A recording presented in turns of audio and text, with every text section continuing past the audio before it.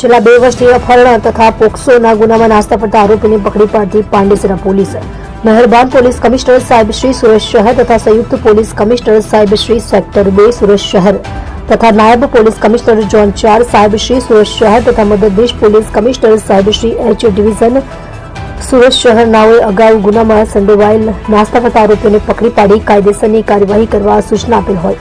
જે સૂચનાને આધારે police inspector Shri H M Gadhvi નાઓના માર્ગદર્શન હેઠળ સર્વેલન્સ સ્ટાફના police sub inspector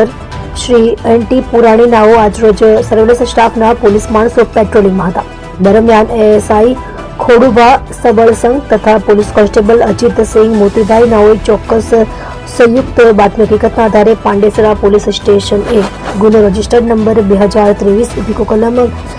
363, 366, 376B, JN 376, DA 342 તથા પોક્સો